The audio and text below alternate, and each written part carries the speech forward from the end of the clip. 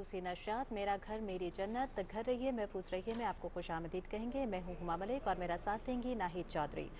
नाज़रीन, corona virus की वजह से आलमी मईशतों को तो जो ख़तरात लाहक हैं वो अपनी जगह, लेकिन सबसे ज़्यादा चैलेंजेस का जो सामना है वो अंडर डेवलप्ड कंट्रीज़ को है।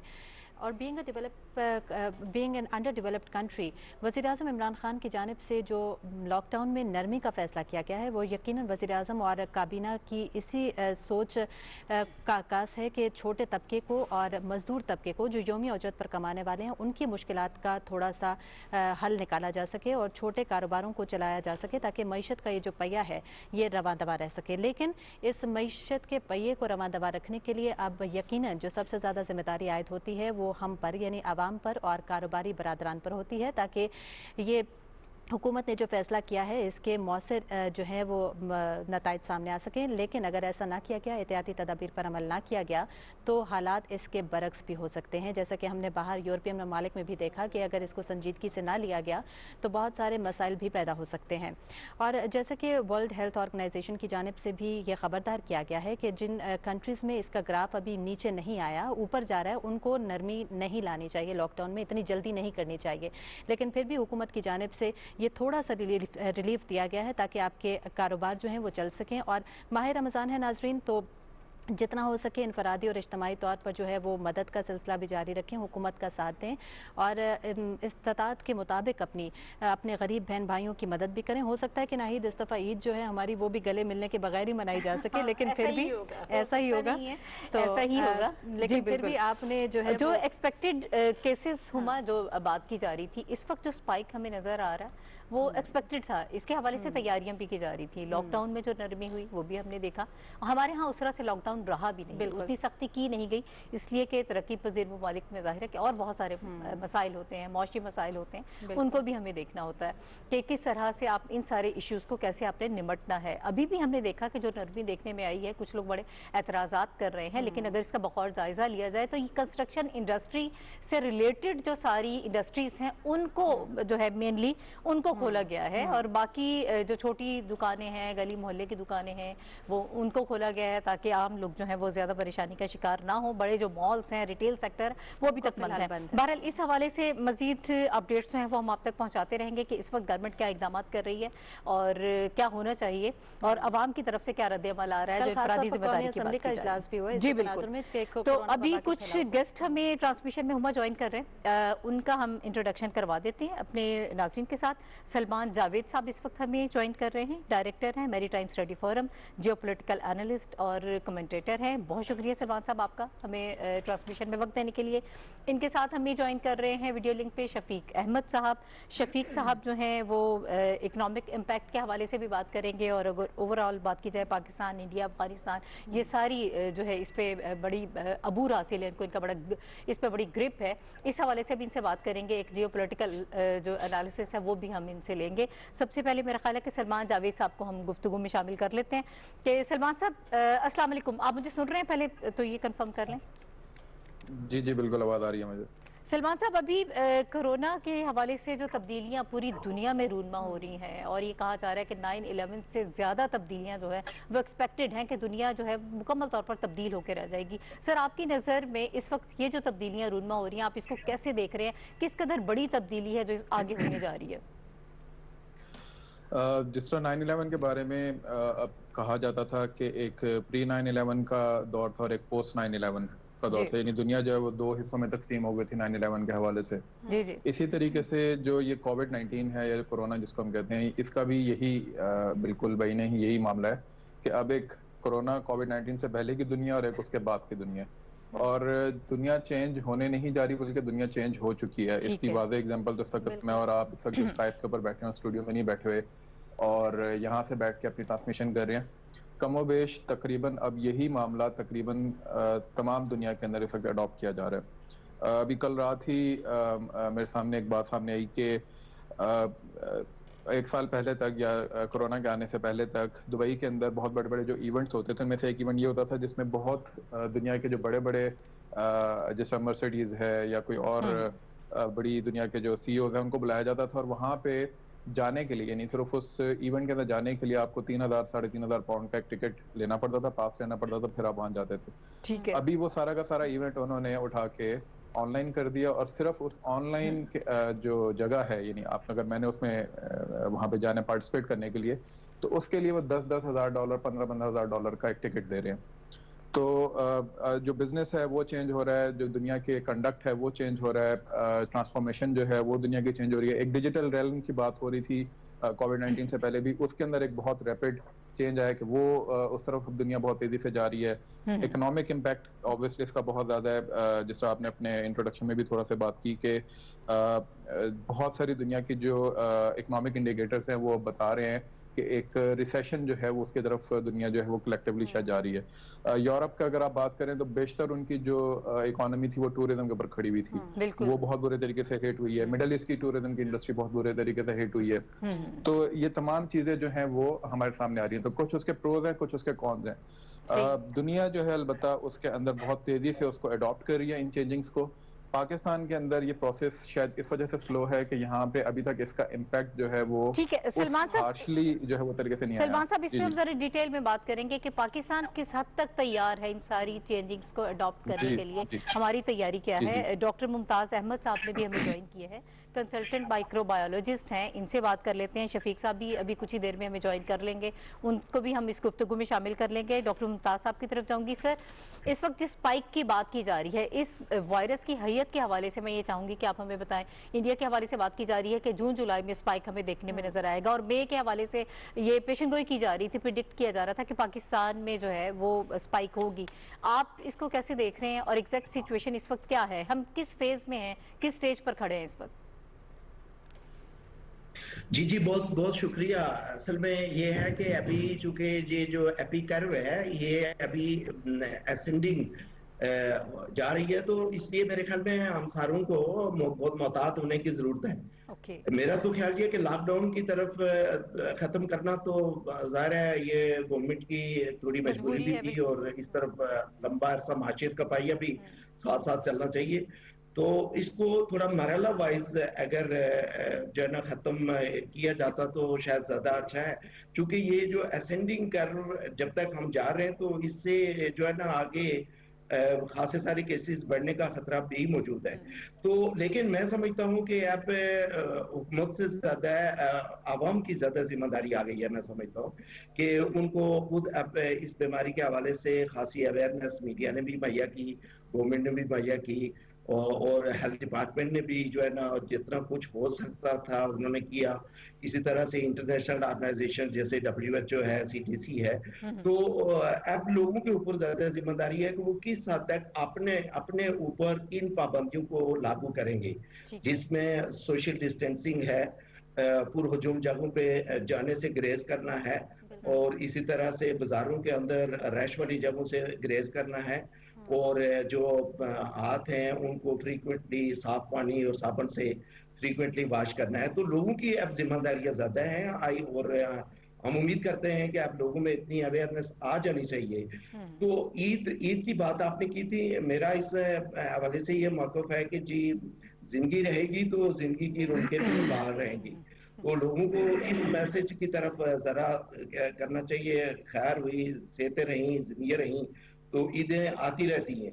तो ये ना कि एक एक व्यक्ति खुशी के लिए हम बहुत कुछ खो जाएं, तो इसकी तरफ मैं समझता हूँ कि लोगों को ज्यादा तवज्जो देनी चाहिए। इंतहाई कोई जरूरी बात हो, इंतहाई कोई जरूरी चीज लेनी हो तो फिर बाजार में जाए, वरना ज्यादातर बाजार में जाने से ही गुरेज करना चाहिए। बिल्कुल तो अब दुरुस्त। लोगों की अपनी जिम्मेदारियां वो किस हद तक इसको पूरा करते हैं, एक बड़ा चैलेंज है मैं समझता हूँ। तो ताकि जो है ना हम इसको आसानी से इसको कंट्रोल करने में कामयाब हो सकें। ठीक है।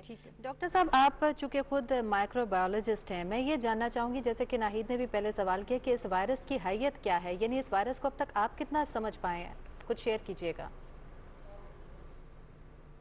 जी, वायरस ये कोरोना फैमिली तो खैर खासे अरसे से है, इसमें 2-3 पहले भी ऐसी जो है ना पेंडेमिक्स की हैं, रीजनल पेंडेमिक्स हुई हैं, लेकिन ये वाला तो बिल्कुल नया वायरस है जो जो है ना सार्स कोरोना वायरस 2 के नाम से इसको जो है ना नाम दिया गया है। तो लेकिन इसकी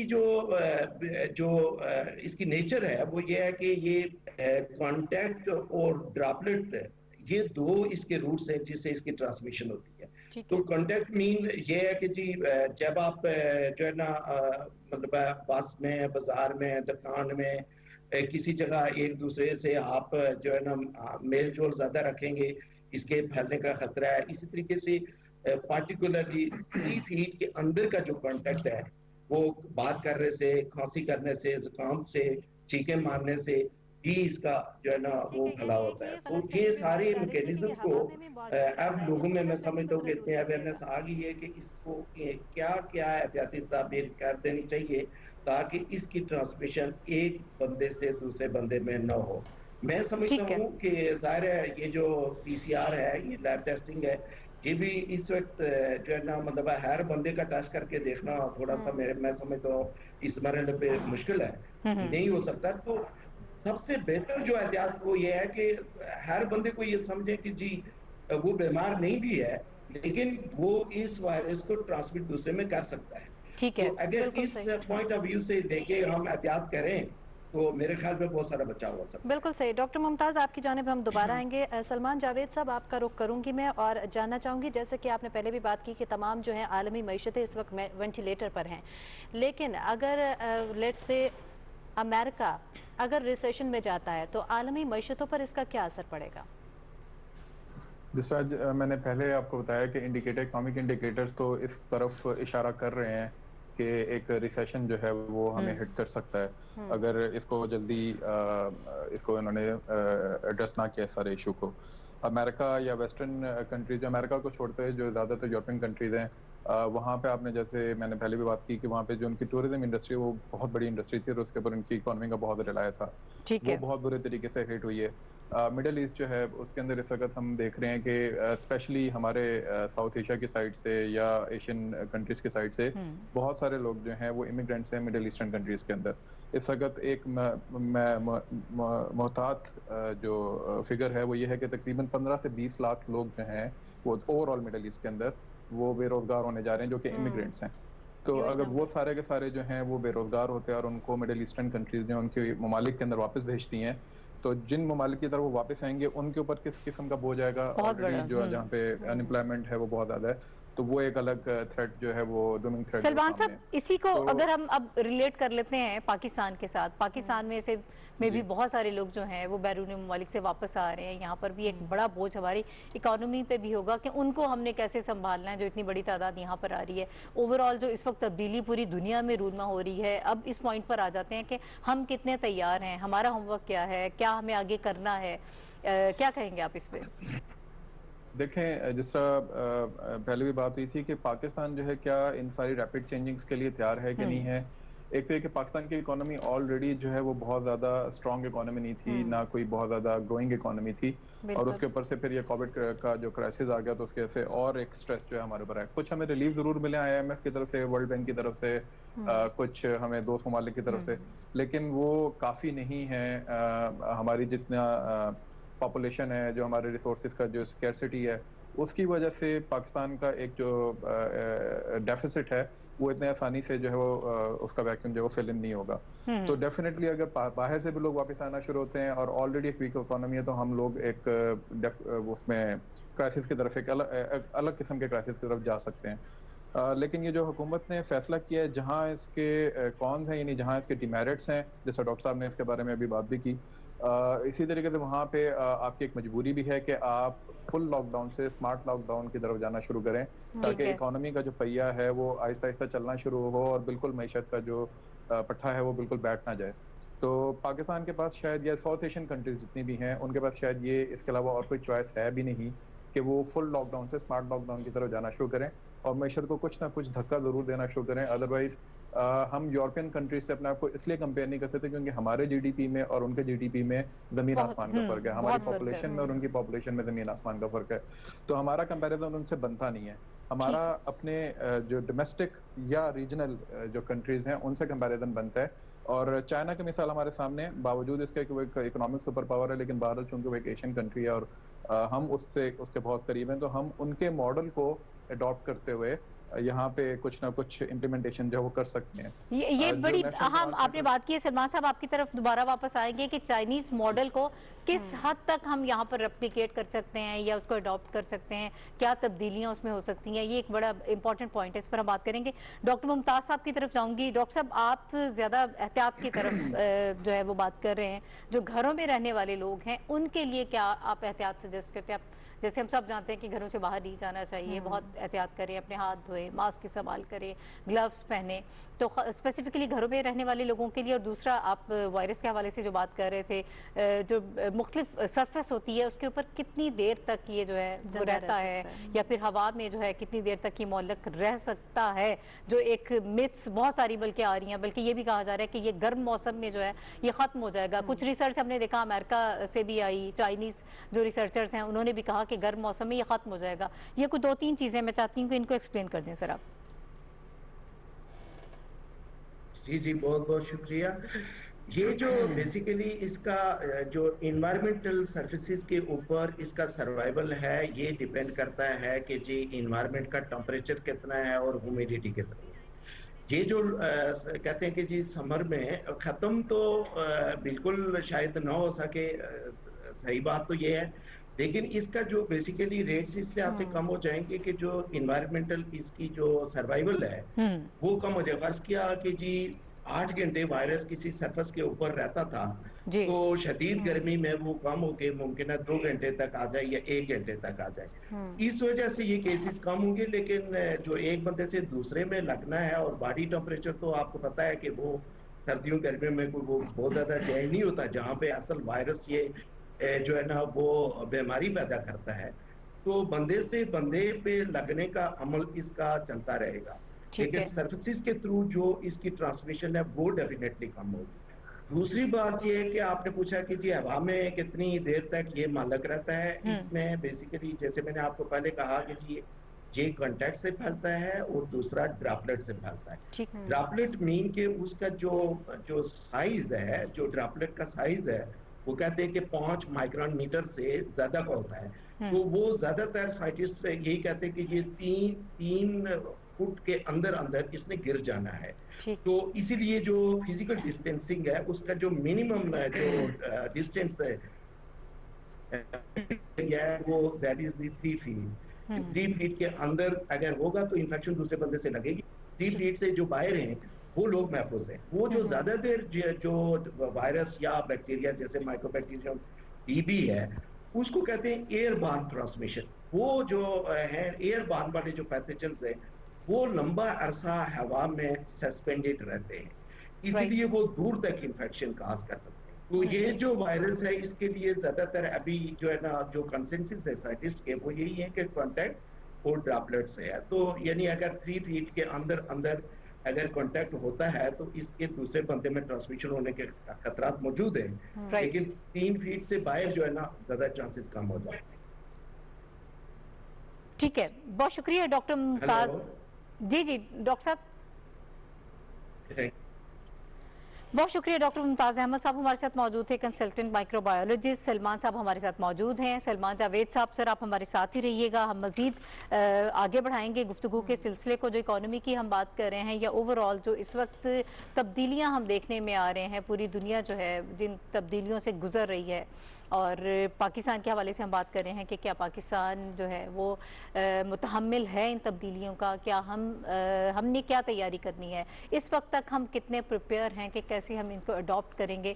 और सलमान साहब ने हुमा यहाँ पर चाइनीज़ मॉडल के हवाले से भी बात की थी, तो इस पर भी बहुत सारी बातें, बहुत सारे एनालिसिस होते रहते हैं कि चाइनीज़ मॉडल को किस तरह से पाकिस्तान में रेप्लिकेट किया जा सकता है, नहीं किया जा सकता है, उसमें कितनी हमें तब्दीली करनी पड़ेगी, या इज़ इट पॉसिबल कि आप इसको रेप्लिकेट करें, इस पर भी बात करेंगे। और चूंकि सलमान साहब जो है वो मैरीटाइम फोरम के जो है उससे ताल्लुक़ है इनका, तो डायरेक्टर भी हैं, हम इनसे ये भी जानेंगे कि हमारे पास ऑप्शंस क्या हैं? हाँ। क्या ब्लू इकोनॉमी की तरफ जाया जा सकता है? उसकी तरफ कोई बहुत ज़्यादा नज़र नहीं रही। अब गवर्नमेंट चाह रही है कि हम ब्लू इकोनॉमी की तरफ भी तवज्जो दें, तो इसका क्या इम्पैक्ट होगा? शफीक अहमद साहब ने भी हमें इस वक्त ज्वाइन कर लिया है, उनसे भी हम बात कर लेते हैं। पाकिस्तान, इंडिया, अफगानिस्तान, ये सारे जो इश्यूज़ हैं उसको बहुत अच्छी तरह से समझते हैं। साथ में इकोनॉमी के हवाले से भी हम चाहेंगे कि शफीक साहब से हम बात कर लें, और इस वक्त शफीक साहब हमें ज्वाइन कर रहे हैं। मेरा ख्याल है कि पहले उनकी तरफ चलते हैं, फिर सलमान जावेद साहब की तरफ चलेंगे। बहुत शुक्रिया शफीक साहब सर वक्त देने के लिए ट्रांसमिशन में।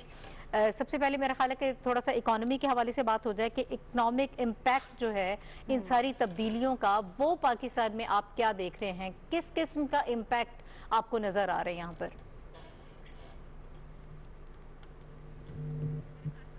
कुछ इशू हो गया, आवाज़ हम उनके सुन नहीं पा रहे हैं कुछ तकनीकी वजूहात की वजह से। सलमान जावेद साहब की तरफ रुख कर लेते हैं एक मरतबा फिर। सर, चाइनीज़ मॉडल की तरफ आएंगे। पहले मेरा ख्याल है ब्लू इकोनॉमी के हवाले से अगर आप थोड़ा सा हमें बता पाएँ कि क्या ये एक हमारे पास अच्छी ऑप्शन मौजूद है, इसके ऊपर हमें काम करने की ज़रूरत है, यहाँ से हमें कुछ फ़ायदा हो सकता है। अब आने वाले वक्तों में तो जाहिर है कि बहुत सारी ऑप्शंस भी हैं, बहुत सारी तब्दीलियाँ भी रूनमा हो रही हैं, गवर्नमेंट भी सिर्फ रुख कर रही है, तो सर क्या कहते हैं आप? जाएंगे देखें, हमारी जो इकॉनमी है उसका दारोमदार जो है, यानी जो इकॉनमी का जो दारोमदार है, 80% से 90% इकॉनमी का इस वक्त भी समंदर पे है। जी बिल्कुल। आपकी जो इंपोर्ट्स एक्सपोर्ट्स जितनी भी होती हैं वो समुद्री रास्तों से ही होती हैं। लेकिन अनफॉर्चुनेटली चूंकि हम एक सी ब्लाइंड नेशन है और हमारी जो आबादी का ज़्यादातर जो तनासुब है वो नॉर्थ की तरफ है, या पंजाब या केपीके की तरफ है, और वहाँ पे एग्री बेस्ड इकोनॉमी जो है उसका एक मामला रहा है हिस्ट्री के अंदर।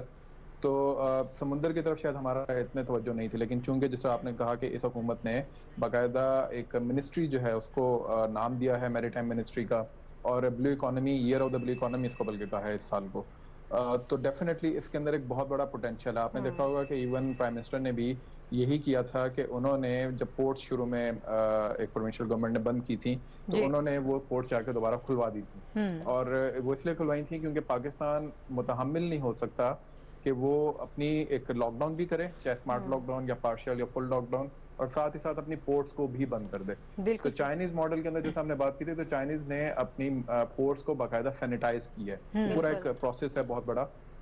उसको बल्कि हम लोग भी उस आइडिया को पुश कर रहे हैं कि हम अपनी पोर्ट सैनिटाइजेशन की तरफ जाएं, और उसको हम फिर अडॉप्ट करते हुए किस तरीके से ज़्यादा बेहतर कर सकते हैं अपनी इकोनॉमिक जो इंडिकेटर्स हैं, या जो इंपोर्ट्स और एक्सपोर्ट्स के जो मैयर्स हैं उनको किस तरीके से बेहतर सिक्योर कर सकते हैं, उसकी तरफ पाकिस्तान को डेफिनेटली अब तवज्जो देनी होगी।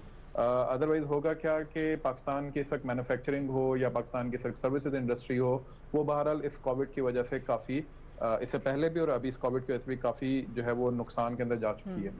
तो पाकिस्तान को फोकस करना पड़ेगा अपने समुंदर की तरफ, जहाँ पे ऑलरेडी बहुत सारे रिसोर्सेज हैं वो अनटैप्ड पड़े हुए हैं, और सिर्फ वहाँ पे तेल और पानी नहीं है, वहाँ पे सिर्फ गैस नहीं है, वहाँ पे और बहुत सारे फिशरीज का एक बहुत बड़ा आपके पास वहाँ पे मौजूद है। वहाँ पे एनवायरमेंटल इश्यूज को या टूरिज्म की जो बेसिक टूरिज्म जिसको हम इस वक्त लेके चल सकते हैं, बहुत पोटेंशियल दुनिया में से क्रूज इंडस्ट्री है वो इस वक्त इसको लेके चल रही है। इवन कोविड-19 के बावजूद उन्होंने लॉज में अमेंडमेंट करके क्रूज इंडस्ट्री को बचाया और उसको उन्होंने जारी किया है। तो पाकिस्तान के अंदर भी ये काम जो है वो जारी किया जा सकता है।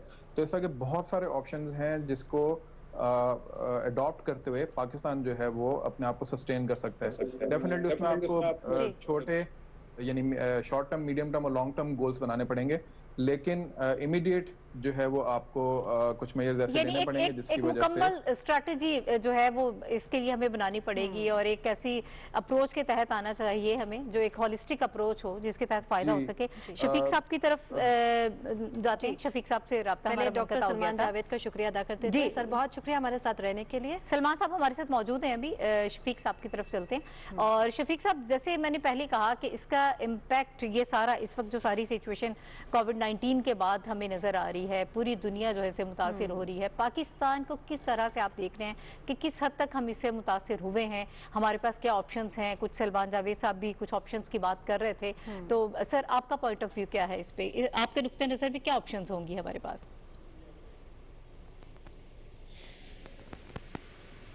आप मुझे सुन पा रही हैं शफीक साहब? शफीक साहब की ऑडियो नहीं मिल पा रही हमें। सलमान जावेद साहब, आपसे मैं सवाल करना चाहूँगी, चूँकि कोरोना वायरस की वजह से जो है वो सबसे पहले ग्लोबल वैल्यू चेन जो है वो डिस्टर्ब हुई है और आपको पता है कि बहुत सारी जो इंपोर्ट्स एंड एक्सपोर्ट्स होती थी वो डिस्टर्ब हो चुकी हैं। अभी भी पाकिस्तान में ऐसी बहुत सारी प्राइवेट कंपनीज हैं जो हेविली रिलाई करती हैं इम्पोर्ट्स पर। हुमा चेक कर लेते हैं, शायद शफीक साहब एक मिनट फिर हमारे साथ लाइन पर मौजूद है। शफीक साहब, आप हमें सुन पा रहे हैं? शफीक साहब की ऑडियो नहीं आ रही है। सलमान साहब, आपने मेरा सवाल यकीनन सुना होगा। मेरा सवाल बेसिकली ये है कि जो प्राइवेट कंपनीज हेविली रिलाई करती हैं इंपोर्ट्स पर, उनका करता धरता अब किस तरह से चल पाएगा? क्या तजावीज़ हैं आपके पास? देखें, प्राइवेट कंपनी ने तो ऑलरेडी अपनी कुछ ना कुछ जो है वो मैय्या देना शुरू कर दिया, तो सिर्फ पाकिस्तान में नहीं वो बल्कि पूरी दुनिया के अंदर ही, मैंने जैसे पहले बात की कि एक इम्पैक्ट उसका एम्प्लॉयमेंट के ऊपर बहुत बड़ा आ रहा है। और वो एक अनफॉर्चुनेट सीन है कि बहुत सारी कंपनीज जो कि ना चाहते हुए अपने जो एम्प्लॉयज हैं उनको ले ऑफ करना शुरू कर रही हैं, बल्कि करना शुरू स्टार्ट कर दिया है उन्होंने। आप एक कंपनी की मिसाल मैं आपको देता हूँ कि कल ही एक कंपनी के मालिक से मेरी बात हुई थी, सीईओ से, और वो ये कहते हैं कि उनके पास तकरीबन 1500 एम्प्लॉयज थे, पाकिस्तान बेस्ड कंपनी है, और उसमें से चूंकि वो नहीं चाहते थे कि अपने एम्प्लॉयज को वो ले ऑफ करें, तो उन्होंने फिर फेजेस के अंदर अब उनको ले ऑफ करना शुरू किया हुआ है, और वो उनको 2 महीने की सैलरी और उसके साथ फिर वो 6 महीने का मेडिकल देते हैं और उसके बाद उनको खुदाफिज करने की सोच रहे हैं। तो ये इम्पैक्ट जो है ये सिर्फ किसी एक कंपनी में नहीं, बहुत सारी कंपनीज में आएगा। कुछ ऐसी कंपनीज भी हैं, जैसे एक कंपनी को मैं जान दूंगा, नाम मैं यहाँ पे नहीं लूंगा, लेकिन बहुत बड़ी कंपनी है पाकिस्तान की, उनके तकरीबन 4000 के करीब एम्प्लॉयज हैं, मैन्युफैक्चरिंग इंडस्ट्री से उनका ताल्लुक है। उन्होंने अपने किसी भी एम्प्लॉय को नहीं किया, ले ऑफ नहीं किया, और उनका स्ट्रेटेजी यही है कि वो किसी न किसी तरह नुकसान को बर्दाश्त करते हुए 6-7-8 महीने गुजार जाएंगे। लेकिन ये अगर 6-7-8 महीने से आगे जाती है बात, तो डेफिनेटली इस तरह की कंपनीज भी अपने एम्प्लॉयज को ले ऑफ करने पे मजबूर हो जाएंगी। तो ये इम्पैक्ट तो प्राइवेट क्या, इवन बहुत सारी शायद दूसरी एंटिटीज के ऊपर भी आना शुरू करे, जो पब्लिक प्राइवेट आपके वेंचर्स हैं उनके ऊपर भी आना शुरू होगा, और वो शायद हॉल्ट होना शुरू हो जाए। ठीक है, उसके ऊपर जैसे पहले भी बात की हमने कि हमें कोई ना कोई स्ट्रेटेजी अभी से ही बना लेनी चाहिए ताकि उसका इम्पैक्ट जो है उसको हम बेयर कर सकें। ठीक है सर, इस सारे सिनेरियो में आप साउथ एशियन कंट्रीज का बिहेवियर क्या देख रहे हैं, किस तरह से, खास तौर पर अगर हम इंडिया की बात कर लें तो इस पे ज़रा थोड़ी सी रोशनी डाल दें, और ये सारी पॉलिटिक्स जो है वो किस तरह से तब्दील होने जा रही है, क्या देख रहे हैं आप? कंपैरिजन सामने है जी, कंपैरिजन बिल्कुल क्लियर है। पाकिस्तान जो है वो ज़्यादा फोकस्ड है आवाम की फलाह बहबूद के ऊपर, चाहे वो प्रोविंशियल गवर्नमेंट्स हो चाहे वो फेडरल गवर्नमेंट हो, वो फोकस्ड है पॉलिटिकल पॉइंट स्कोरिंग अपनी जगह, लेकिन बहरहाल उनका एक कंसर्न है कि उन्होंने किसी न किसी तरीके से इस क्राइसिस से नबर्द आजमाना है। और बीबीसी के अंदर एक आर्टिकल छपा, उसके बाद फिर आप देखेंगे बाकी कुछ और फॉरेन जो पेपर्स हैं उनके अंदर, पब्लिकेशंस के अंदर पाकिस्तान के बारे में बात आई कि अगर किसी ने सीखना है कि किस तरीके से कोविड क्राइसिस के अंदर आप फिलैंथ्रोपी के थ्रू अपनी इकोनॉमी को सस्टेन कर सकते हैं, तो वो पाकिस्तान के मॉडल से आप सीखें। तो ये एक बहुत अच्छी एक एग्जांपल है, ना सिर्फ साउथ एशियन कंट्री में बल्कि ओवरऑल ग्लोबल के अंदर भी हमें इसको यानी हमें प्रेज किया गया। कंपेयरिंग टू इंडिया, इस वक्त उनकी जो सिर्फ इंटरनल इमिग्रेशन है उसकी वजह से तकरीबन जो है वो 4 लाख से ज्यादा लोग मुतासिर हुए, और उसमें से बहुत सारी डेथ्स जो हैं वो ऑलरेडी अंडर रिपोर्टेड डेथ्स जो हैं वो इंडिपेंडेंट जो थिंक टैंक्स है वो उनके रिपोर्ट कर रहे हैं। तो उस पर डिस्ट्रैक्ट करने के लिए डेफिनेटली आपने देखा होगा पिछले दिनों कश्मीर के अंदर जो कुछ हुआ, एक तो पहले वहाँ पे पिछले 9 महीने से लॉकडाउन था, और उसके बाद उन्होंने एक और लॉकडाउन उसके नाम के ऊपर, कोविड के नाम पर लगा दिया, और फिर वहाँ पे जो ब्रिटैलिटी और जो कुछ हुआ, और उसके आड़ के अंदर किस तरीके से एलओसी के ऊपर उन्होंने दोबारा से एस्केलेशन करने की कोशिश की। तो एक रवैया जो है वो सामने है दोनों ममालिक का। उससे अंदाजा होता है कि कुछ ममालिक कोविड की वजह से अपने आप को शायद सीधा करने की कोशिश करेंगे, और कुछ ममालिक जो हैं उनकी दुम टेढ़ी की टेढ़ी रहेगी।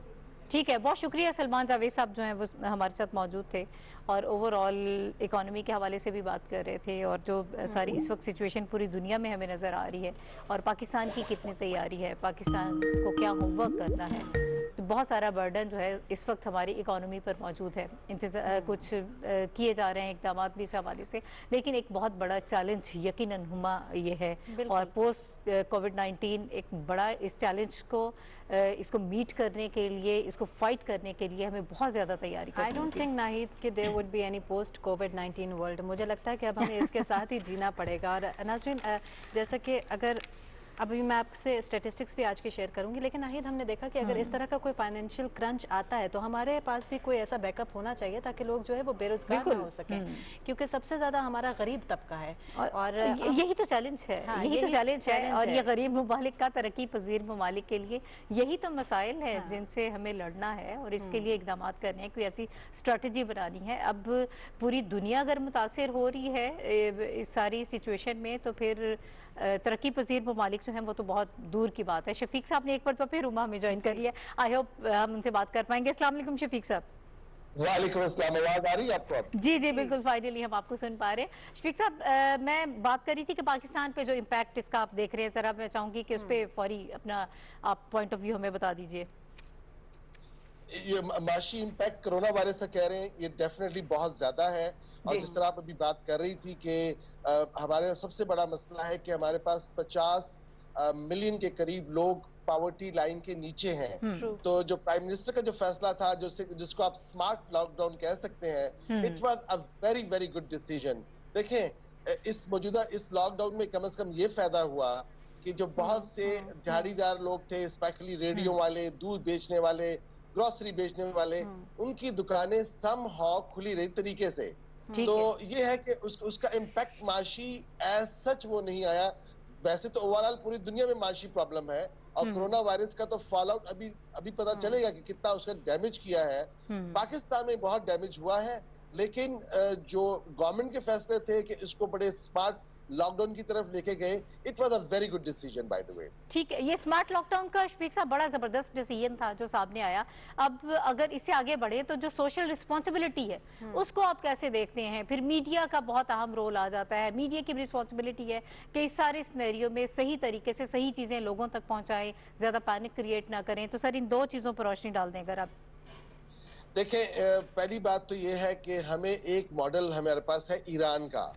आप पूछे ईरानियों से कि how they overcome the problem. Iran में जितना तेजी से फैला है, वुहान के बाद दूसरी जगह ईरान थी, लेकिन उन्होंने क्या किया कि गवर्नमेंट से ज्यादा सोशल रिस्पॉन्सिबिलिटी लोगों ने ली।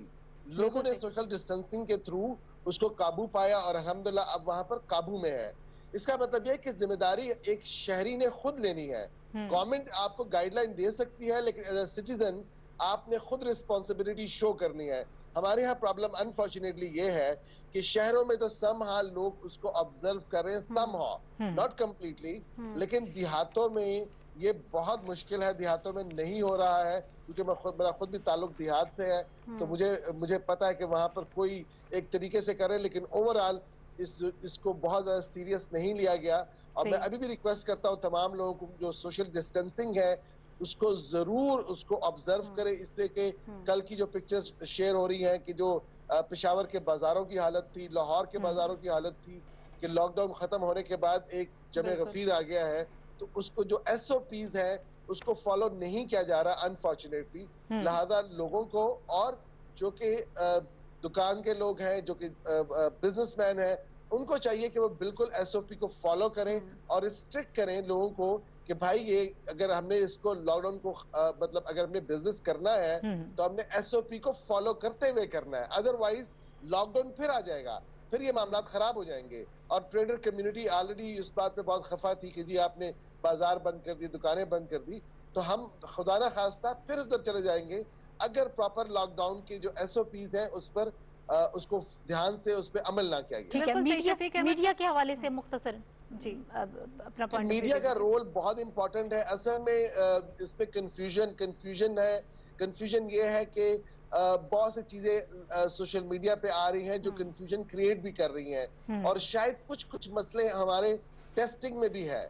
मतलब जो टेस्ट केमिकल्स है या जो टेस्टिंग किट्स है उसमें कुछ मसले आ रहे हैं, तो उसका ताल्लुक मेरा ख्याल है वो टेस्टिंग हमारी जो फैसिलिटी है उसके ऊपर आप क्रिटिसिज्म कर सकते हैं, पर ओवरऑल एक बहुत सी चीजें आ रही हैं सोशल मीडिया पे। मेरा जो जाती ख्याल है इस पे ध्यान नहीं देना चाहिए और मीडिया को स्ट्रिक्टली फॉलो करना चाहिए गाइडलाइन जो WHO दे रहा है, WHO यूनिसेफ दे रहा है, और जो हमारे हेल्थ की जो मिनिस्ट्री है वो जो दे रही है उसको जरूर फॉलो करना चाहिए। बिल्कुल सही। डॉक्टर शफीक अहमद साहब, बहुत शुक्रिया हमारे साथ रहने के लिए, हमें अपने तज्जिए से आगाह करने के लिए। नाज़रीन, जैसे कि डॉक्टर शफीक ने भी कहा कि इधर उधर की खबरों पर कान न धरें, ज़्यादा जो है वो फोकस सोशल मीडिया की खबरों पर ना करें, क्योंकि बहुत सारे रूमर्स भी हैं, बहुत सारा खौफ और हिरास भी फैलाया जा रहा है। हमने देखा नाहिद के बहुत सारे ऐसे लोग भी हैं जो कोरोना के पेशेंट को देखकर खुद पैनिक हो जाते हैं, बिल्कुल उसको ट्रीट नहीं करते, उसको शाम तक जो खबरें आप सुन रहे होते हैं, बीपी हाई हो जाता है जो लोग घरों में बैठे हैं, और जिन लोगों की हम सेकंड एज के जो लोग हैं जिनकी बात कर रहे हैं, तो वो तो बहुत बुरे हालात हो जाते हैं। तो जाते जाते मैं आपसे आज के स्टेटिस्टिक्स भी शेयर करती चलूँ। इस वक्त मुल्क भर में जो कोरोना के मुतासर अफराद की तादाद है वो 30,941 हो चुकी है, यानी कि अब ये 31 लाख तक पहुंचने वाली है नाहिद।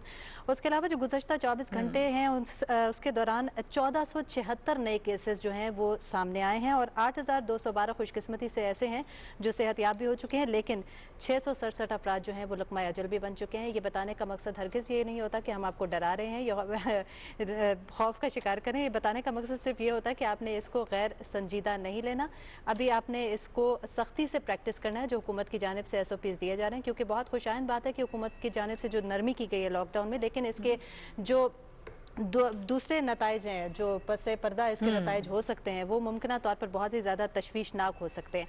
नाज़रीन, इसी नोट के साथ आपसे चाहेंगे इजाज़त। मुझे हुमा मलिक और नाहिद चौधरी को दीजिए इजाज़त। फ़िलहाल के लिए ट्रांसमिशन का वक्त हुआ है ख़त्म। यहाँ लेंगे एक न्यूज़ ब्रेक, उसके बाद दोबारा हाजिर होंगे। हमारे साथ रहिएगा।